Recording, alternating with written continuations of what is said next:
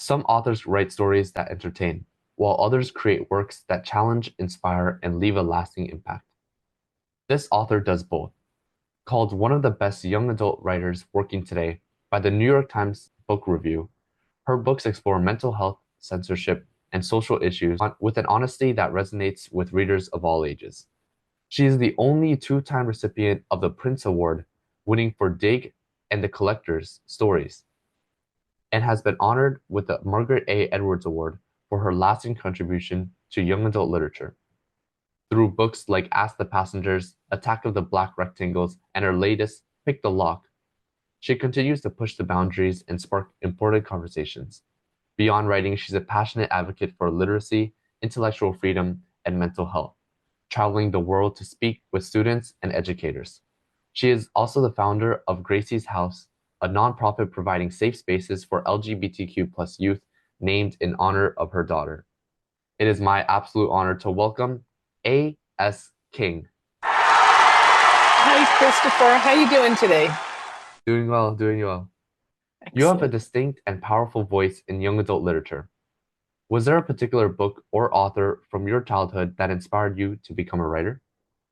Yes, there actually was one. And I stole it from my junior high school library, and I still have it. This was stolen from the Exeter Township Junior High School Library, as well as all of Paul's and Bell's books. So first, I want to apologize to my classmates for taking these incredible books away from you, just probably for like 6 months. They replaced them all the time. Um, but I kept them all. I still have them on. I brought them with me everywhere. This is Confessions of a Teenage Baboon. And it's interesting. This book, why was it? I'm going to tell you why it made me want to be a writer. Like I'd read his other work. I read some other books of his. One was my seventh grade English teacher assigned it, called The Pig Man. It's still in print, actually. They just put it back in print recently. Highly recommend it. But the reason this is the book where I saw myself, even though there were no like teenage girls, like it wasn't the fact that I think this is what people kind of get wrong sometimes about like when you can see yourself in a book. The main character in this book is a boy. and I have always identified absolutely as a girl or a woman. He had a single mom. I did not. My parents are still married nearly 65 years this year. And we had very little in common, but he needed the truth so much. He needed the truth. And he needed to make sense of the adults around him who were not acting responsibly. And I shorthand, I always say he was surrounded by drunk white adults, and aren't we all here in America? And whatever it was, it made me make sense of the world. So it's kind of interesting because sometimes we're like, oh, well, not everybody needs to see themselves in a book, which is first of all, really strange thing to say, but they don't seem to understand that any book that crosses in front of you can be like, oh, that's the truth, that's the one, and then you follow the path. And so this was the first one. I read everything he ever wrote. He's incredible. And then after that, Kurt Vonnegut made me want to like resparked it. And then the actual book that moved me in front of a typewriter, because my first four books were written on typewriters, um, was Salman Rushdie's The Satanic Verses. So there you go. That's the basic inspiration. Your books often mix realism and surreal elements, like in Dig Me and Marvin Gardens. What draws you to that style, and how do you think it helps tell deeper truths about life and identity? Mm.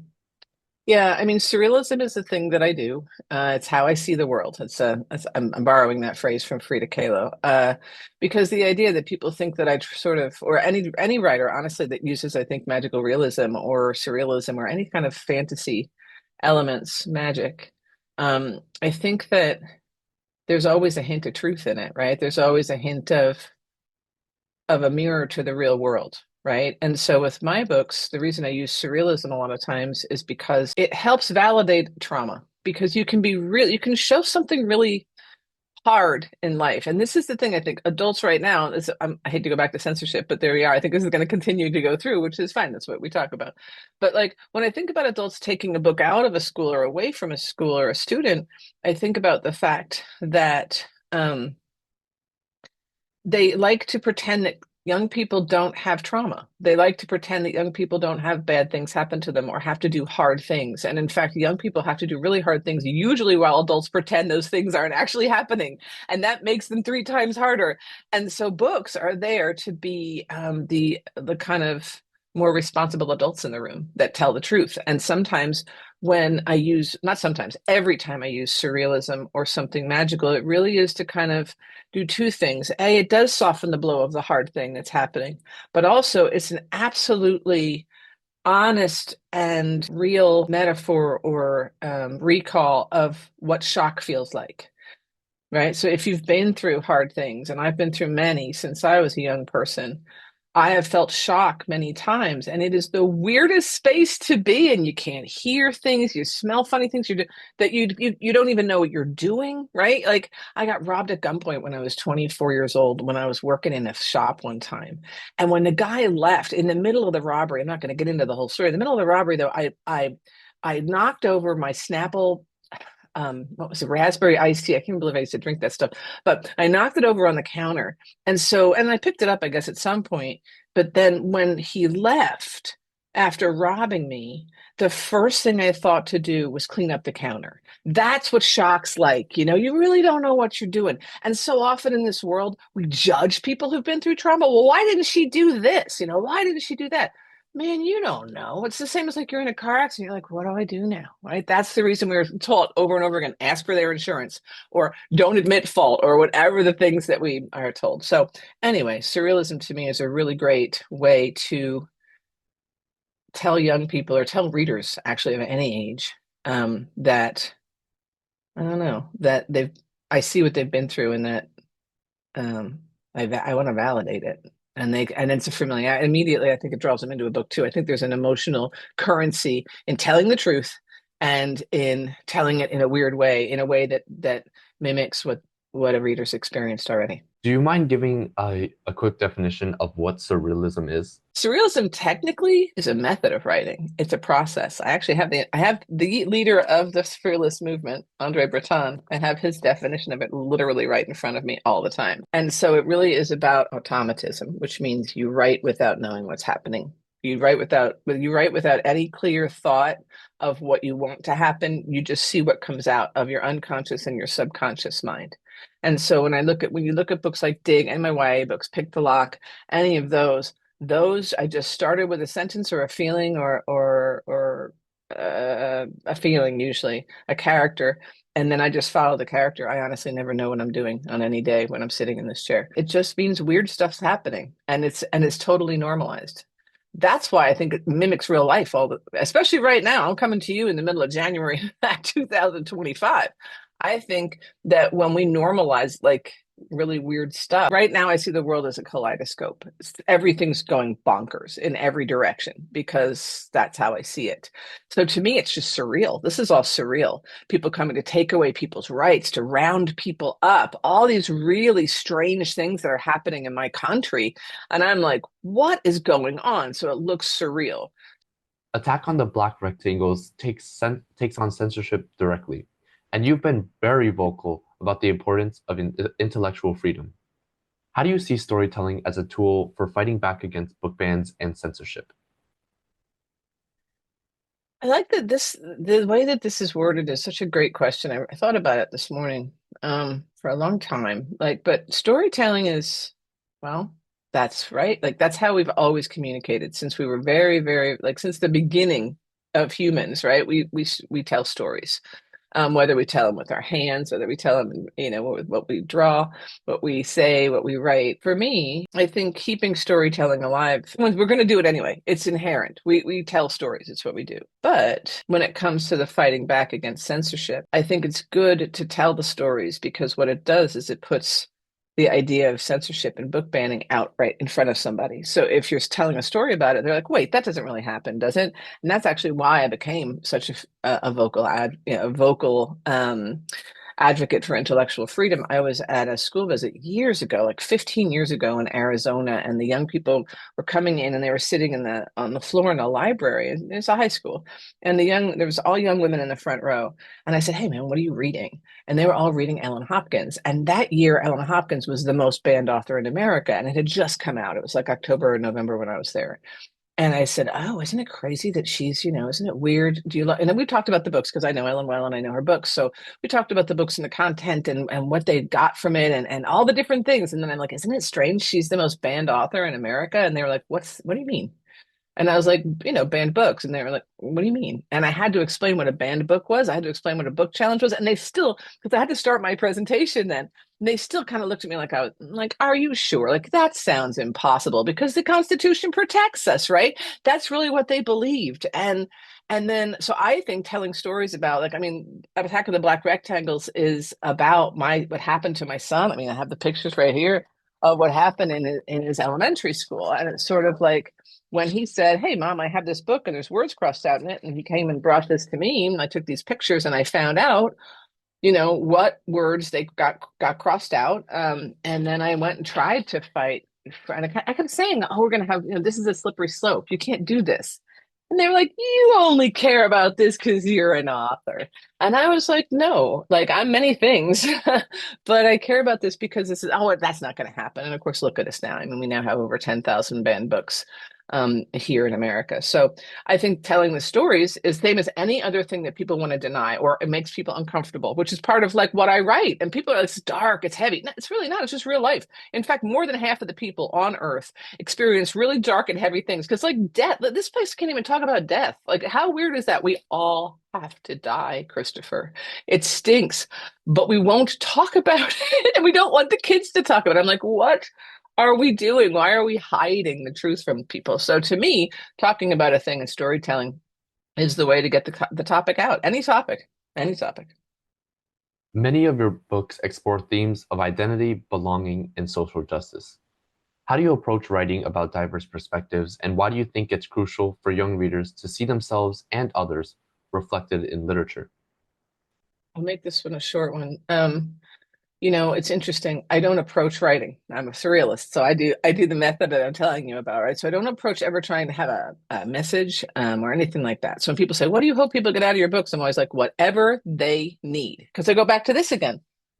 This family was nothing like mine. There was so many things in this that has nothing to do, like, nothing in here truly looked like my life, but something did, right? Like, and so we can't we can't necessarily be so literal, right? About the things that make someone sit up and take notice of themselves. But that's what we all have to do to grow up. We have to sit up and take notice of ourselves and own the mistakes we make by looking at a character making a mistake, going, "No, don't do that. Don't do that." And then he does it, right? And so in a way, I don't plan that. I'm at the desk going, "Oh my gosh, I think he's going to do that." I remember with Vera Dietz, I was writing Vera Dietz. I'm like, "Is she really going? Does she have alcohol in her car? Why does she have alcohol in her car? That's crazy," right? So that's the cool thing about surrealism. You don't know, and then you're walking around for a day going, "Why is she so smart and making such bad decisions?" And I'm like, "Oh, I did that. I mean, not the alcohol in the car, but I was smart and I made bad decisions, and so do well all of us, right?" So, but I think that that's what seeing yourself in a book is. It doesn't necessarily have to do with me reading about queer characters or like truly seeing myself. I didn't. There were no books in my library about me. There was one, but the only solution to being gay was moving to Western Massachusetts. So I think when we say, when we think about limiting reading, like, where do you start? Like, what kind of criteria are we putting on the books we're removing? Oh, well, I remember somebody saying once that a principal said, "We don't have any gay kids in this school. That's why we don't have to buy gay books or books about gay kids." And I was like, "You don't think a straight kid could notice that the kid in the book that has a gay protagonist, that actually they're being abused emotionally by their mother, and they're going to go, 'Oh my gosh, I'm abused. Oh my gosh,' and then fix themselves and have a more healthy existence?" That's the thing, right? So in a way, we almost limit it so much, and we don't realize that any book, can teach me. I used to say this about Ellen Hopkins books all the time. Like, it's not about, somebody said, "Oh, well, if you read a book about drugs, you'll try the drugs." And it's like, no, if you read a book about addiction, you'll understand your addict friend. You'll understand somebody who has an addiction problem. It's so important to see yourself in a book, whatever that may be. And so because I usually go for trauma, so look at all the different types of trauma you can have in your life. Okay. There's so many. And in my life, I've worked with many survivors of a great many things. And if I wrote a book about every one of those traumas, and it doesn't matter in a way who populates the book in a way, you could write this about, honestly, I just wrote a picture book and it's cats. You could write cats, but they have personalities and they're dealing with, things that really affect them and hurt their feelings. So it's like, for me, there's so many different types of people in the world, and then there's so many different types of experiences in the world. And for me, I work with, and I think what we're seeing is a rise in people who A, don't want to see certain people in the world, and B, refuse to believe that young people experience the things that they do, even though many of them experienced it when they were young too. That's the thing that blows my mind. But anyway, yeah. Your books tackle heavy themes from grief to societal injustice, yet they often leave readers with a sense of hope. How do you balance that line between confronting harsh realities and still giving young people something to hold on to? Mm. I think it's because I lived it, Christopher. It's because I live it every day and I lived it. And when, my mother always told me that I make great lemonade, which is very interesting if you think about it, right? She's like, man, when life hands you lemons, you just keep going, don't you? And I'm like, yep. And there were some times in my life I moved on too fast, and she was like, "You're gonna need to make some more. There's gonna be more lemons than you think." She doesn't say it that way, but you could see it in her face because she's trying to still take care of me, just because she's my mom. But like, I think hope is, it's really important, and not everybody can access it. I have a really incredible direct line to hope. I don't know, but I think that my early childhood had a lot to do with it, and having adults that were safe in my life too. But like, I think hope's really important because every day is a new day and really terrible things can happen to us, And I don't think someone asked me recently at an event, what's the one thing that you wish that you knew when you were our age? And I said, okay, this is going to sound weird, but, and this was like right before Pick the Lock came out. And I think Pick the Lock's a good example of this. I said, people are going to tell you your whole life to give everybody the benefit of the doubt. Everybody has great intentions. There's no such thing as an evil person. They had something happen to them when they were younger, and they just need you to pick their lock, and help them out. And I know that's all utter rubbish. It's not your job to fix other people. There are people who actually intentionally want to hurt you, and they will be in your life, and you'll be like, what the heck is going on? I want you to not go, oh, I don't know. Everybody's great on the inside, just like me. No, they're not. Not everybody's great on the inside. And there are people out there that will hurt you. And so I like being able to say that, not to be like, I'm not up there going, people suck, I'm up there going, listen, you are worth having boundaries. You are worth being able to go, I don't want this energy, and that kind of thing, which I think is hope in itself, right? Teaching young people how to do the things I didn't learn to do until I was in my late 40s, Christopher. So it's sort of, I really thought everybody else thought like me. And they just don't. And so for me, yeah, I think that's part of hope, like knowing the truth. We go back to honesty. We started with honesty. I'm going to end with honesty. Honesty and the truth is what I saw in this.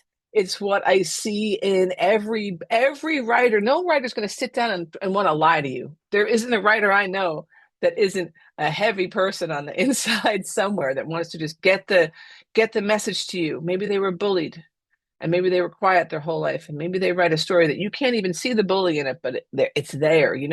We are trying to get our stuff into a space where it can help other people. And so in a way, I guess that's the hope as well. But I think hope's important, and because I have a direct line to it, I want to share it with the world. Everybody should be happy, or at least should have an opportunity to be happy, Yeah. I should say. We're not happy all the time. That's weird. That'd be weird. If you're happy all the time, something's up. Right? A.S. Anyway. King, your work continues to challenge norms, inspire readers, and push the boundaries of what young adult literature can be. Through your fearless storytelling, you remind us that books aren't just entertainment, they're catalysts for change, empathy, and revolution. Thank you for sharing your insights, your passion, and your fight to the freedom to read. We can't wait to see what groundbreaking stories you bring us next. Thank you, Christopher. Appreciate it.